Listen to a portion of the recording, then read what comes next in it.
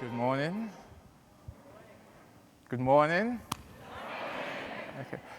So thank you, Jim, for that wonderful introduction. Thank you, Inc., for inviting me to present to you. And thank you all for being here and taking the time to listen to my story and my lessons learned doing the things I've done over the past few years. So I believe in the power of an hour. So I believe that 1 hour could change everything. And I think we're all very powerful creators. We all have dreams. We all have challenges that are frictions to achieving our goals. And in between your dream and your goal and where you are now is usually a person or a group of people. And I would like all of you to just spend a few seconds to think about who would actually change your life if you had an opportunity to meet them. So it could be someone that could help you get a new job, someone who could help you raise financing for your company, or a key employee you would need for your company. Just spend a few seconds. I'm going to ask a few of you your answers. Just think of if you could meet anyone in the world that could change your life, who would it be? Just a few seconds thinking. So you're right there in front of me. So who do you think? I would say someone like Warren Buffett. Okay. To really get insight to something I struggle with personally. Okay, thank you. And let me see. And are you a VIP? Hello? I'm talking to you. So who would change your life if you could actually meet them for an hour?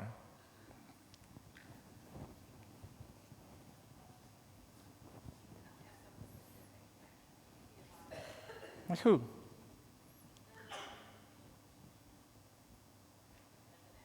The president. Okay. Anyone want to volunteer someone? Okay, right there. Pope Francis. Okay, wonderful. Thank you for sharing. So 1 hour could change everything.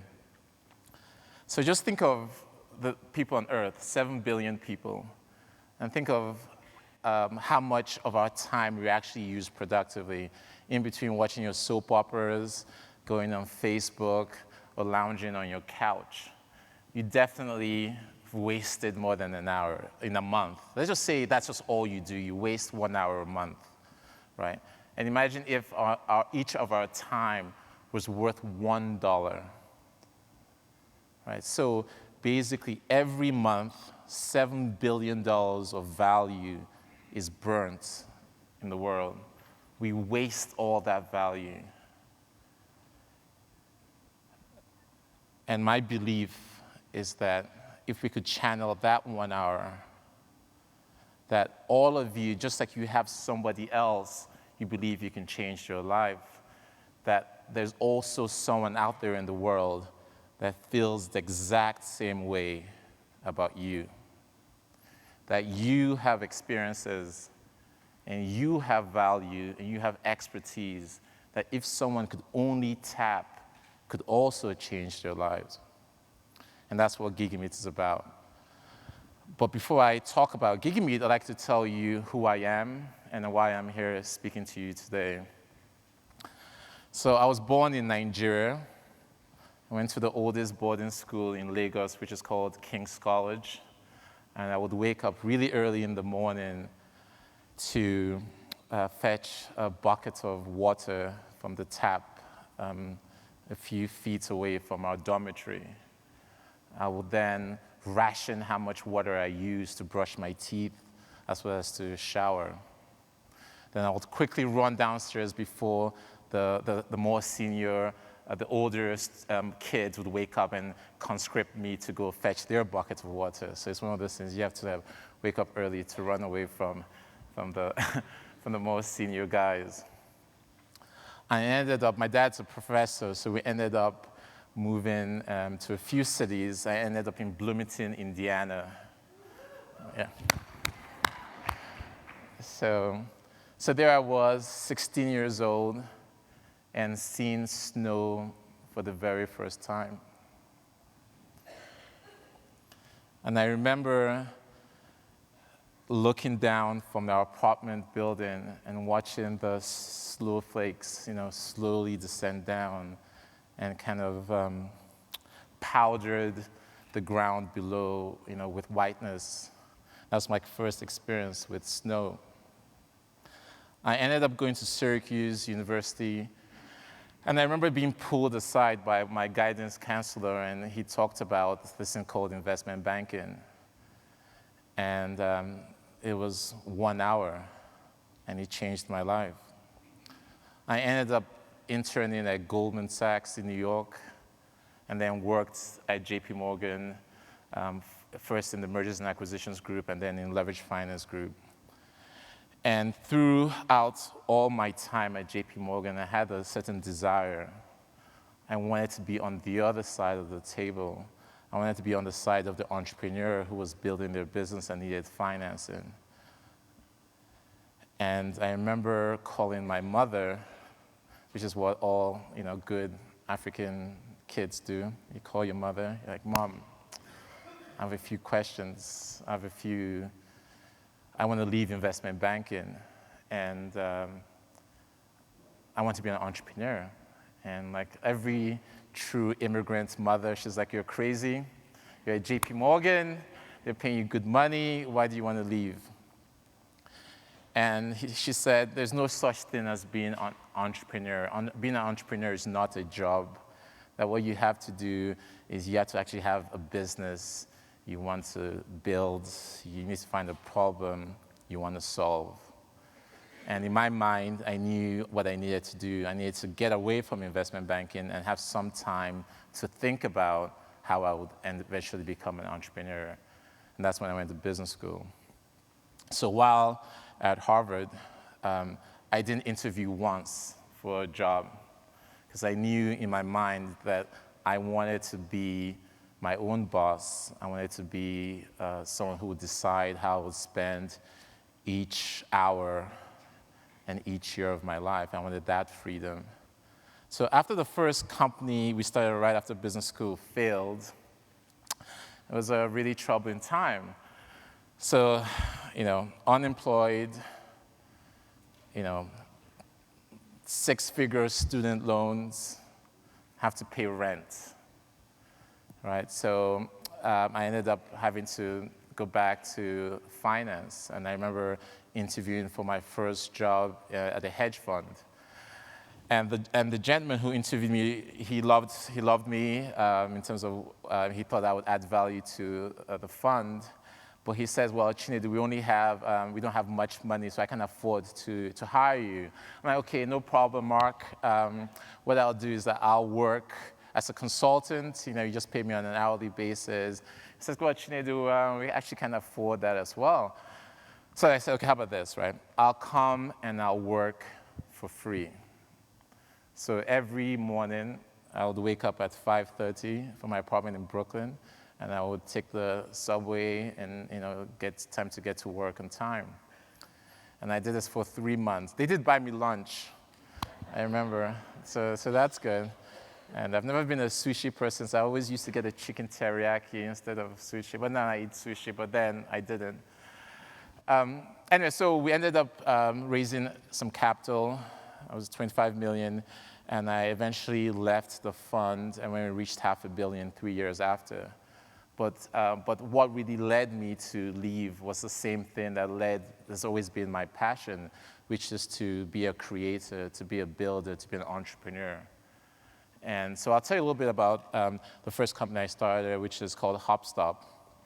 So I remember going on a date on the Lower East Side. For those of you who are familiar with New York, New York has a pretty good grid system for streets, but somewhere in the Lower East Side, that whole system breaks down, right? So I remember getting very lost and being late for my date. So what I ended up doing right after the next morning, actually, because I didn't remember what happened during the day, but I know what I did the very next morning. So I went to the subway station, I got a subway map, put it on the floor of my apartment then in Brooklyn, and said, okay, how do I figure out how I can describe the subway system to a developer that could then write an algorithm to give the shortest path. So for those of you who aren't familiar with what HopStop is, it solved the problem of getting around large cities where subways and buses were a dominant form of transportation. So just like MapQuest used to give you driving directions, HopStop did that for subways, buses, trams, ferries, et cetera, for cities that use those forms of transportation. So we worked together. So here I am, right, in New York, Nigerian in New York. Then I found this developer on a marketplace called Elance, and it's now called Upwork. So I gave him the task, and I hired him. And we worked together for 4 years. So think about it. So African in New York, working with someone in Siberia, Russia, to build HopStop. And we did this for 4 years. We never saw each other. We never spoke to each other. We did all of this entirely through Hotmail Messenger and then email. So I think that's the power of what technology can do for people who are creative, who have great ideas but lack the technical or other skills to manifest those ideas. So we did that for 4 or 5 years. Then in between during that time, a couple of things became very clear to me. It became very clear to me that my passion and my knowledge of self meant that I realized that I wasn't a growth CEO. I was more passionate about the early years of a company of very ambiguous problems and finding solutions to those problems. So I approached my board and said, like, I think it's time to bring in a new CEO, and they agreed. So in 2009, we hired a gentleman named Joe Meyer, who scaled the business dramatically. I think we were 13. HopStop was, I think, around 13 markets when I started being CEO, and when Apple bought HopStop in 2013. We were, I think, at 300 or so cities with, as was mentioned, 3 to 5 million visitors a month.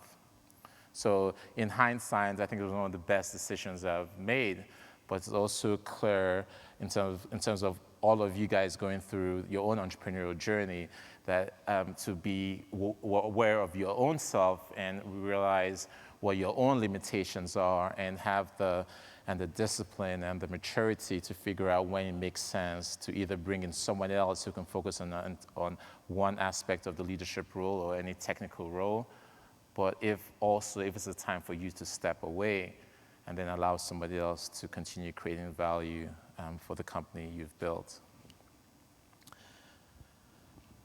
So it so happened that that time of the acquisition was also a really wonderful time from a creative perspective for me. And I'll talk a little bit more about creativity in terms of how to use that as a tool for business. But I'd like to share at least a few thoughts on probably what the real message in the presentation, at least how this presentation has been marketed, which is, what can be learned about how to grow a company to be sold. So the truth to that is that companies really fail for one reason. And who here can tell me what that one reason is? What's the reason why startups fail or companies fail in general? Exactly. So the one way, that's one thing they taught us in business school, in marketing. I remember the professor, he said, look, don't run out of money.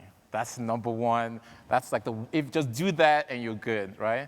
And I think that's true, and that's really the only way that's the only thing you can really do to make sure your company gets bought. And I'll explain why. It's often said, and I think it's very true, that small businesses, startups, et cetera, are never sold, right? They're bought, right? So you have no control over when a larger company decides to buy you, right? So what that means is that whatever you do, you need to have staying power. You need to build value during that process. So if somebody decides to buy you, you've not only done two things. One, you've created value, but you've extended your ability to be around enough for that company to see the value and then purchase your company. So essentially, there are three ways to do that. The first is to build a company that solves a real problem. It's been talked about, but that's the fundamental truth. But the concrete representation of that solution to that problem is your product. So I remember at HopStop, I obsessed about every single page of the experience, like obsessed about it. I would think like, what's the best way to represent this information? What would be the easiest way for them to click? So let me give an example, right? A little technical, but if you had a radio button, for example, versus a pull-down button, right? A radio button, you can click one click and you've done what you want to do. In a pull-down, you have to click the button, then scroll down. That's the difference. So it's that level of detail and that level of interest into what that product does to the customer is one of the reasons that led HopStop's that allowed HopStop to achieve so much growth. So even when Google Transit eventually launched a similar product to ours, we were still seeing significant growth because people were really passionate about HopStop. And I think that passion is because the company and everyone in the company was focused on delivering a product that can solve a need. The second thing you need to do to basically stay around long enough to be bought is growth. Because as everyone knows, you need to scale up, right, to hit your operating and fixed costs, right? And that is actually probably the harder thing to do than the first part, which is to build the product, right? So one of the key skill sets, that's a rare skill set, but if you possess it, allows you to do so much, create so much value, is figure out how do you grow? What's your growth strategy, right? With the advent of the social graph, with the gamification of products and apps, with the virality and that's possible now with the plugins with other social graphs. Lots of wonderful things can happen with AdSense and SEOs. Lots of ways of growing, but figuring out what those 1, 2, or 3 things that you need to grow your business is key to being able to be profitable. Because by being profitable, you now have the time to continue building value and for another company to potentially buy your company. So then the third piece of advice I'll offer is being lean. So HopStop, one of the advantages of having few resources is that you build your company leanly, right? So when you have when you have lots of capital, it's easy to spend things on things you don't really need. But the advantage of doing things with very limited resources, even if you could have invested more money, or if you could have raised more money, what it allows you to do is to build an organization that's very frugal and very lean. Because when you raise more money, you don't get leaner. You don't, right? You probably start doing things that aren't optimal. But if you don't have the DNA of a lean company to start with, you'll end up essentially even becoming grossly inefficient. And if you're inefficient with the limited resources you have, even if you do raise millions of dollars, you'll eventually run out of money. And if you're not showing the traction you need and the growth you need, the ability to raise additional financing will be highly unlikely. So those are just 3 practical things that any company can do to increase the chance of them being bought. So, as I mentioned, those years in 2013 was a really creative time of my life. And it's clear to me now that creativity is like the easiest way to become a millionaire. Right? So creativity is the easiest way to create value, to create wealth for yourself. Right? So think of creativity as this pond, this ocean, this lake, and it's full of diamonds, right? And all you have to do is to take your bucket, you have to climb over the hill and just scoop up the diamonds. And all you have to do is just go over the hill and then sell it. That's what all of you have as creative beings have, and that's a tool that you should use. So let me put it in make more concrete terms. Uber was first created in the mind. Airbnb was a concept that somebody thought about. This conference itself came into someone's head. So if you want to create and build something that's of value, right, you have to first of all think it. Right? You have to think of that opportunity. And for you to think of that opportunity, you have to figure out how to stop thinking about the other things, those other distractions of your everyday life, the routines you have in the morning, the things, how you order lunch, the issues you're having with your coworkers or employees, right? Those are the things that the way society works and the way we grow up is that those are the things that are objects of our attention. But in between those moments, right, there are the aha moments. That's the awareness moments of like, oh, it should be easier for me to get a cab, right? If you don't get your mindset to think about those opportunities, those pains you're experiencing in life, you'll never spend effort then building solutions to those problems. So again, if you don't spend time being creative, and I say when in terms of creative, I'm talking about just stop doing the things you always do and just have time to think, to be aware of where you are, of the frustrations you have, the opportunities you see, the conversations you have that can lead to a whole different new business opportunity. So for me, I invest in my creativity because it's the source of value, right? It's almost like a business tool for me. And the more you invest in your creativity, you'll be able to see things that other people don't, right? You'll be able to see opportunities that other people have ignored. Even if you are an established company, if you already have a company that you're building, you'll see new customer segments to go after. You'll see product innovation ideas that you can bring to bear in your own company. You'll see different angles of doing all kinds of things that are essentially free. Again, think of the lake and the diamond. So the question in your daily life, how many trips are you going into that lake to scoop up the diamonds? I think that's the question for everyone to think about and answer. And I think for me, because I was going through this creative process, I thought about the problem of human connection and the fact that so much of our time is wasted because there just isn't a way for you to quickly create value with 1 hour, right? So I was upstairs in my hotel room waiting for the time to come down for this conference. And there's an entrepreneur in Australia. There's a business manager in Nigeria. There's someone else in China that if they could interact with me for just 1 hour, I would be able to tell them something, give them advice, or share a certain kind of knowledge that could also impact them in a material way. And right now in the world, there just isn't a way for people to do that.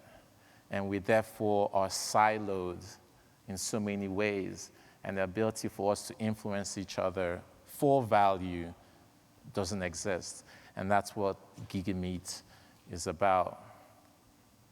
It's a platform where anyone can sign up, either with your LinkedIn, Facebook, or Twitter account, and then say and set a rate for a 1-hour meeting with you, either in person or via video Skype or video conference.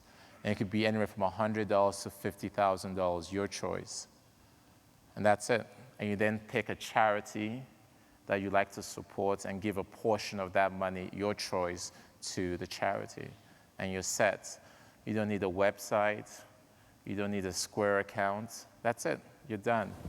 And somewhere out in the world, somebody else wants to connect with you. Many of you are here because of certain pieces of knowledge or certain advice that you think one of the speakers will be able to impart, or one of the people within the conference will share with you. But why can't that be done all the time, globally, right?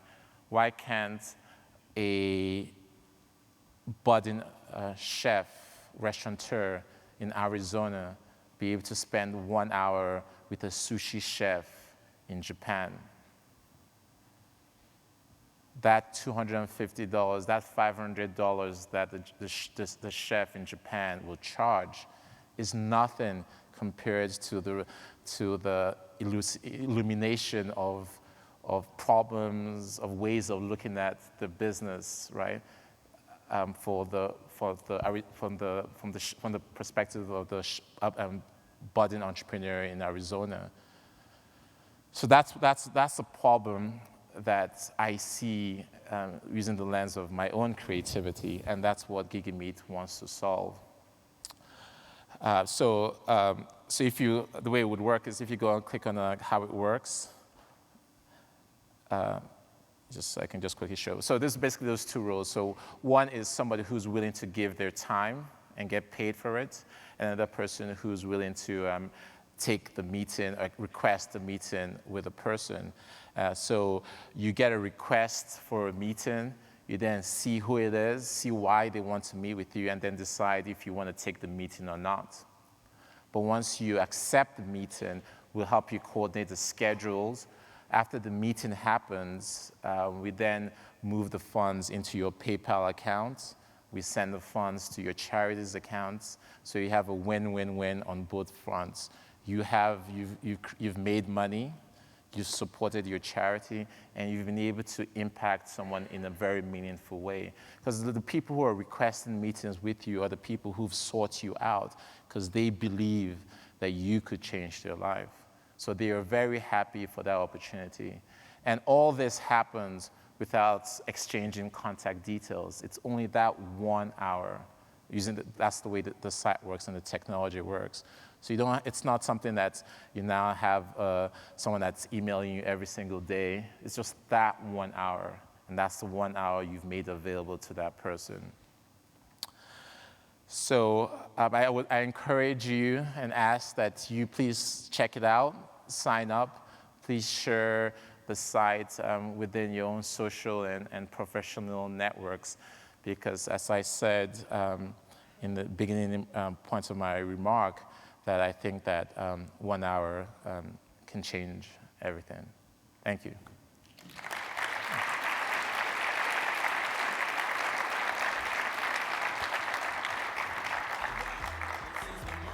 So I heard we have 10 minutes for questions. So I'd love to, if there are questions, I'd love to answer the questions I can.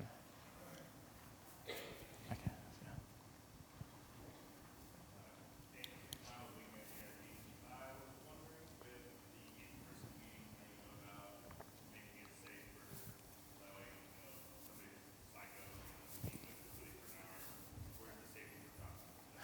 Yeah, that's a good question.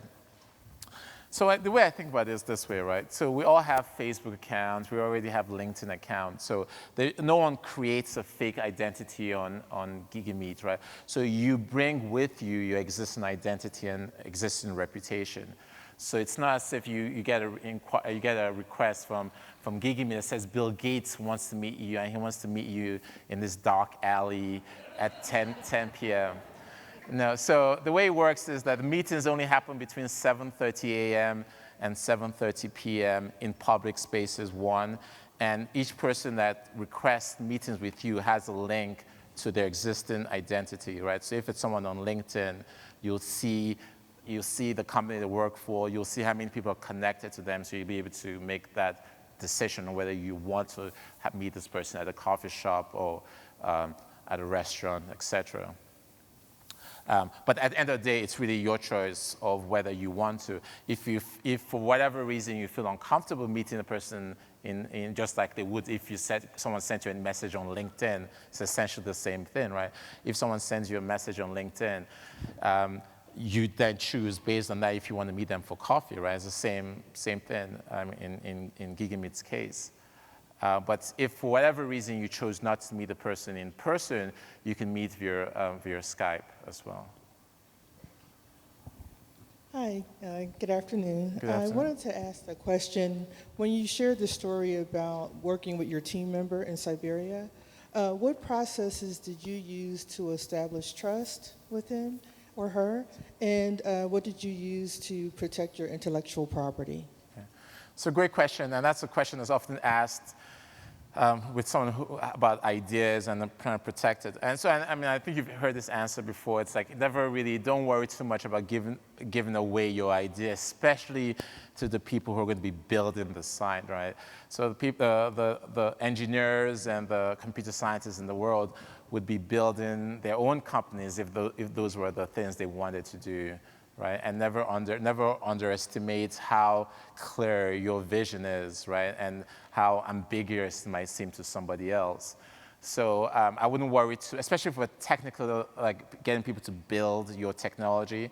I would even go further and say that you actually should share your idea with as many people as you can, especially people who can give you real feedback on that opportunity, right? So potential customers, potential investors even, because investors, even though entrepreneurs usually don't have a really great relationship with investors, they're always making you feel bad that you haven't thought about this or haven't thought about that. But investors at least bring up issues in your own mind that you should probably think about. Even if you don't agree, it's still very valuable feedback to be able to listen to someone. It's like, oh, that's true. How do I think about the competitive force in this area, or how do I think about marketing or my marketing challenges in this other area? So. Hi, Chinedu. Hi. Great presentation. Thank you. You made a comment that none of the other speakers have made yet this week about understanding if you're a growth CEO or an early stage CEO. And that's probably something that was really obvious for you in hindsight.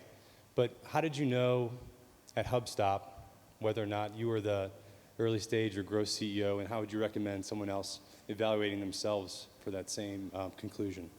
Sure. I think I didn't know, right? So I think when I was thinking about HopStop, I was thinking company, like who knows, right? You don't think, oh, I'm a 10-year CEO, 5-year CEO, 2-year CEO. You just want to build something. You want to have the benefits of whatever financial success that comes with your startup and the independence, etc.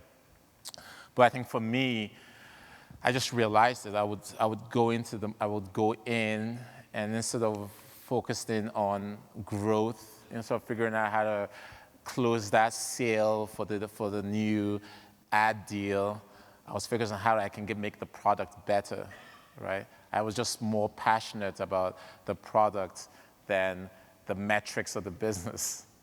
I didn't have a sales funnel, and how would I have 5 sales calls and follow up with this X number of meetings and close this much? That wasn't my passion, right? My goal wasn't to kind of refine how we did our market launches per city, right? That just wasn't my passion. So if you go into work, either as an entrepreneur or as someone who works at a company, and you don't feel your heart is in it, right? You don't feel like you're using all the things you want to use about your personality, then that's a sign that there's a mismatch between your core and your situation. So that's the warning sign or just a signal, right? That's one. But also if you find you suck at it, right? So like if your goal is to you've passed the growth area and now it's all about, you figured out your unit economics and it's all about growth, and you figured out, well, you don't think in a kind of funnel perspective, which is kind of what you need to do at that stage, right? Then it makes sense to bring someone else in. How has an MBA helped you become an entrepreneur as opposed to someone that doesn't come away with an MBA? So that's a tricky one. So I think MBAs are good because there's so much that's been studied about how business works, right? So, and that's the great thing about MBAs, right? It gives you a framework, gives you great frameworks to think of very ambiguous problems, which is what most startups have to face, or most businesses, right? There isn't a cut and dry answer to many business problems, right? So how do you think of an ambiguous problem? What frameworks do you think about how to solve that problem? So, but having said that, though, the skill set in MBA you get in an MBA can be gotten now, right? Online in so many courses, like all that knowledge is out there. So I think for people who care about, it's a great signaling effect. It might get you more meetings than otherwise, but in the grand scheme of things, I think everything you learned in business school, you can learn online, right? But what you don't have, and also which is a great source of value, is the network that you get at being part of a school as well. Hi. Hi. Okay. Yeah, I grew up in Brooklyn, so HopStop was a huge part of my life growing up, and thank you for that. Thank you. But I was wondering, how were you able to track the trains, and was it an algorithm, or did you have like different people in different cities tell you, or? Yeah, so I remember, good question. And so what I did, and that's part of being lean, is like I did everything myself, right? So what we literally did is like I would get on the subway and I would time how long the subway took, right?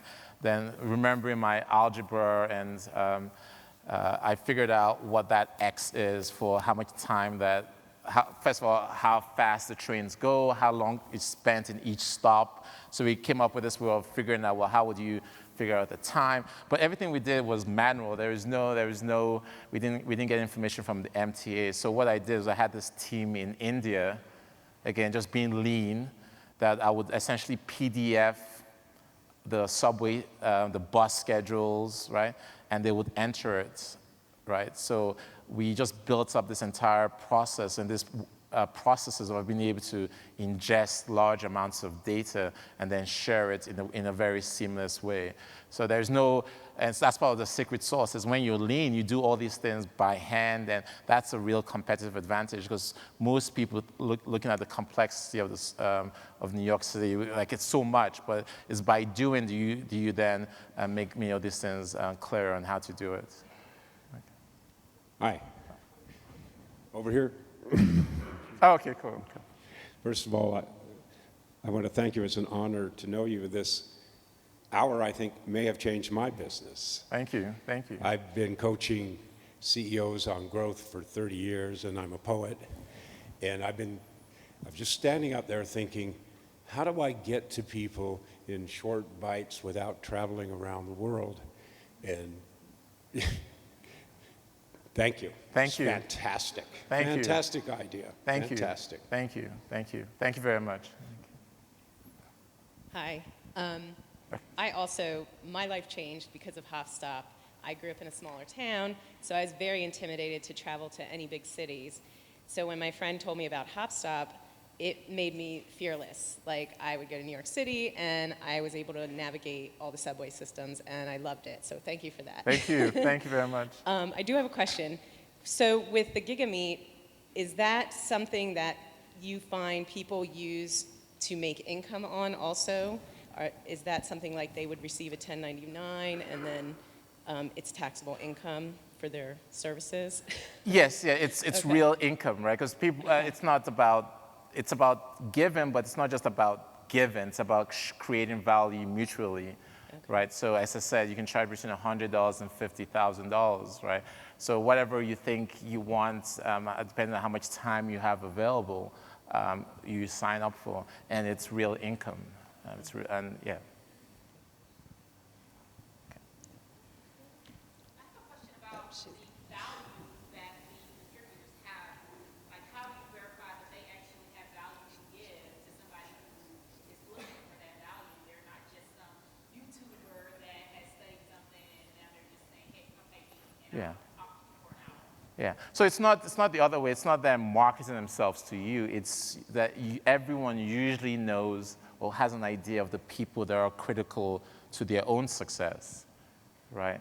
So if you want to get into if you want a new job at Uber, you want to speak to someone at Uber, right? If you have an entrepreneur who just sold a company very similar to yours, you want to speak to that CEO. So it's really driven by your own. Like, you, a brand new entrepreneur, I want to give value to somebody based on what I know, what I've learned over my last 18 years of experience. How do I get into something like that? I'm not Uber, I'm not, you know. Yeah, but you have people, you have value, and you can put in your bio on the site so people can see it, and you can put what industry you're in, especially if you use LinkedIn, right? So so people can browse, hear your story, and then say, oh, wow, I'd love to talk to her because she's doing the thing that I'd love to do eventually, right? And it could be your parents, it could be uncles giving your cousins and your nephews access to people that could change your life as well. So it's that concept, right? Yeah, thank you so much. Great information. Thank you. Yeah, obviously, you're a brand of your own, so getting the idea out there is a little bit easier because you've had such success. But my question is two parts. First of all, obviously, if you're charging $50,000 for an hour meeting, like that's a very specific customer. How are you marketing GigaMeet, and then how are you getting people on as these $50,000 presenters? Thanks. Yes. Okay, so I think it's the last question. So that's my challenge, right? So because that's not something I'm good at. That's something I love help with, is marketing GigaMeets. So it's a two-sided marketplace, and so you always have the problem of liquidity. So our general focus is to its initial focus is to focus on a particular community, and I think we're going to focus on the tech community, just because of the difficulty of finding information around the different aspects of startups, et cetera, and because of that people who are in technology are usually early adopters in general. So that's our first kind of segment, which we want to build liquidity on both sides. But marketing is by far the thing that I worry about the most and I need most help with. But thank you very much, and I hope you enjoy the rest of the conference.